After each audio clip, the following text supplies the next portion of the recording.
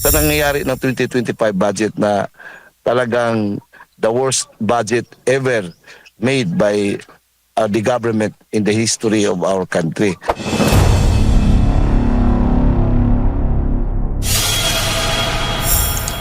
Magandang araw po sa inyong lahat.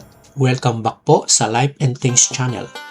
Bigyan po natin ng reaksyon, analysis, ang paksa natin ngayon kaugnay sa 2026 National Budget. Dapat ibeto. Sa panayam ng DCAR 1026 News kay Attorney James Reserva, isang professor of Political and Constitutional Law. Paalala lang po, ang aking sinasabi sa video na ito ay sariling pagsusuri at opinyon ko lamang bilang isang mamamayan at hindi opisyal na pahayag ng anumang ahensya o grupo. Ang paksa po natin ngayon, ang program appropriation sa 2026 budget dapat ibeto. Sa video na ito, malinaw at diretsahang pinaliwanag ni Attorney James Reserva kung bakit delikado at problematiko ang pagkakaroon ng unprogrammed appropriation or UA sa 2026 national budget. Ano ba ang unprogrammed appropriation? Ang UA ay mga pondo na budget na walang tiyak na proyekto, walang malinaw na implementing agency at walang siguradong source of funds sa oras na naipasa ito sa budget. Ibig sabihin, nakapila lang ang pera at maaaring ilabas kapag may sobrang kita o desisyon ng iilan. Ayon kay Attorney Reserva, hindi ito simpleng usapin ng pondo, kundi usapin ng batas at pananagutan. Ang Kongreso ay dapat maglaan ng pondo na malinaw ang layunin. Ang UA or Unprogrammed Appropriation ay parang blank check na pwedeng gastusin kahit walang malinaw na plano. Kapag walang tiyak na proyekto, mahirap bantayan ng COA at ng publiko. Dito umano, pumapasok ang panganib at insertions, pork barrel style spending at korupsyon. Ayon sa paliwanag, kung talagang emergency ang paggagamitan, dapat malinaw na nakasaad sa budget at hindi itinatago sa UA. Responsibilidad ng Pangulo ang veto. Dahil naipasa na ito sa Kongreso, ang natitirang check and balance ay ang presidential veto. Para kay Attorney Reserva, ang hindi pagbeto ay pagpayag sa isang mapanganib na sistema ng paggastos. Hindi lang ito tungkol sa 2026 budget. Ito ay babala na paulit-ulit na sistema kung saan pinapahina ang fiscal discipline, nilalabuan ang public accountability at nasasanay ang gobyerno sa malaking pondong walang malinaw na paliwanag. At panoorin po natin at pakinggan ang magandang paliwanag sa panayam kay Attorney James Reserva. Panayam po ito ng DCAR 1026 News. Panoorin po natin. Ratified na po ng BICAM itong 2026 national budget. Ratified na ng Congress noong December 29 at handa na para sa lagda ng Pangulo. At ayon nga ng palasyo, pipirmahan ito sa unang linggo. Ngayong unang linggo po ng Enero ng taong ito. Ang tanong po, sa ilalim ba ng ating batas, attorney, may itinatak ng panahon ho ba kung kailan dapat pirmahan o i-veto ng Pangulo ang General Appropriations Bill at ano po ang implikasyon kung lalampas ito? Okay. Under our constitutional setup, yung budget natin for the coming year, dapat maaprubahan yan before the start of the year. Otherwise, yung operation nating government will be in accordance with the budget of the previous year, yung tinatawag na reenacted budget. So kailangan dapat yan mapirmahan before the start of the 2026. So, but kung mahabol na yan within the first week of 2026, I think okay pa yan dahil hindi pa man masyado there's still enough time to take effect that 2026 budget. Kung sakaling lalampas po ito, attorney, at hindi pa agad na pipirmahan ng Pangulo, agad bang o automatiko bang papasok yung reenacted budget? Yes, for the operation of yung first few weeks ng 2026, ang budget na gagamitin natin yung 2025 reenacted budget kung hindi pa mapirmahan yung 2026 GAA. Po. At mayroon ho bang constitutional violation kung sadyang pinatatagal ng Pangulo ang pagpirma kahit tapos na yung Bicameral Conference Committee? Wala namang constitutional violation yan kasi ang konstitusyon natin ay nag-anticipate ng senaryo na in the event na hindi mapirmahan yung budget for the coming year, yung preceding year na budget ang babasihan ng operasyon nating government. But it would be parang a sign of irresponsibility kung hindi mapipirmahan yung budget as scheduled.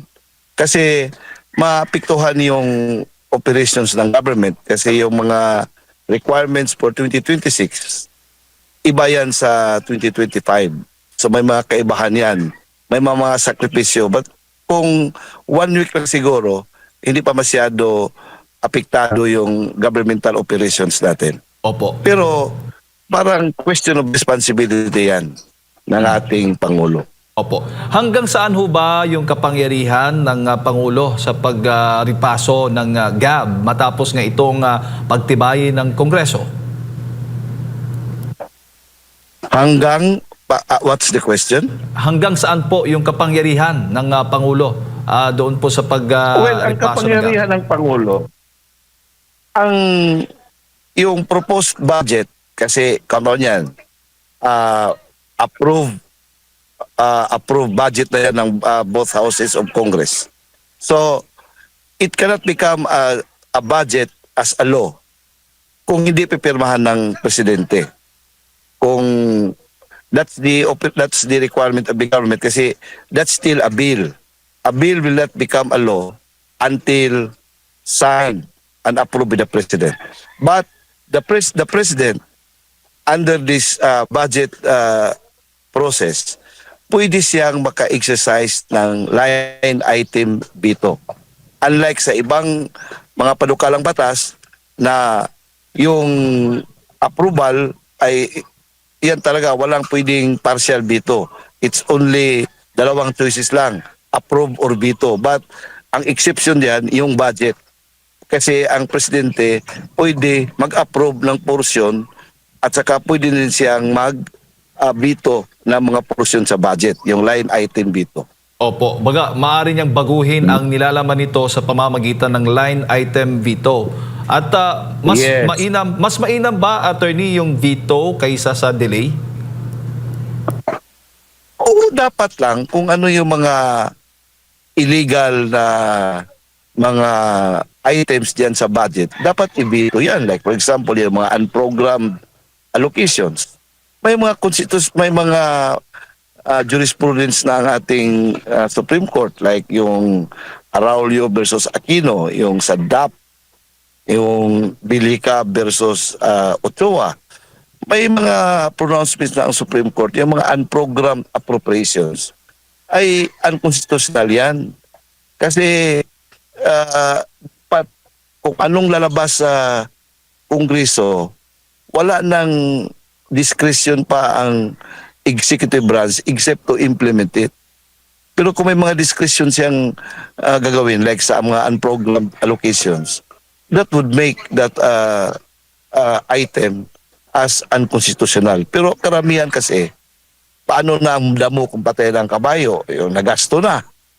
Like for example sa DAP na issue, illegal nga yun, yung disbursement na yan. Pero nagasto na, so yung post-operative fact doctrine na ang ina-apply. Kasi hindi na, you cannot bring back the hands of time. So kung sincero sana, totohanan talaga na budget para sa ating bansa, para sa kabutihan ng ating bansa, dapat yan, yung mga unprogram, kasi yung unprogram pork yan pork yan. So yan, that makes the whole budget process as parang suspect to corruption, vulnerable to corruption. Pero sa tingin po ninyo, attorney, paano bang masisiguro na ang maingat na pagsusuri ay hindi nagiging dahilan ng kawalan ng transparency? Hindi yan maging dahilan kasi the office of the president is so powerful. Meron siyang battalion of lawyers dyan na nagre-review. Kahit na before pa nga, sa NEP pa lang, sa NEP, preparation pa ng budget. Dami ng mga eksperto dyan, ang presidente ay unlimited yung kaniyang discretion to hire competent people to really see to it that the proposed budget is for the country in accordance with the Constitution. So, kahit na yung meron ng mga versions ng House at saka Senate, kasi sila man rin ang under the Constitution yung tinatawag na blending of powers, while the budget is being prepared by the executive branch, but it has to be parang deliberated by the Congress, specifically in the House of Representatives, pagkatapos sa Senado. Pero while in that period, ang Office of the President is not powerless na nagtitingin diyan kung ano yung maganda para sa bansa. They can exert pressure na dapat ito ang gawin natin kasi if only to prove to the country that our next budget is is a reform budget ito sa nangyayari ng 2025 budget na talagang the worst budget ever made by the government in the history of our country. So, it's a question of sincerity, hindi ito a question of kakulangan. Kasi ang presidente nga, as I said, powerful yan. Mayroong, hindi yan issue na wala siyang tao dyan na magre-review. Maraming salamat po sa inyong panunood. Kung nagustuhan po ninyo ang aking video, huwag kalimutang mag-like at mag-share at mag-subscribe na rin para sa iba pang balitang analysis. Sama-sama natin pag-usapan at unawain ang mga isyong may epekto sa ating bayan. Hanggang sa muli, bye-bye!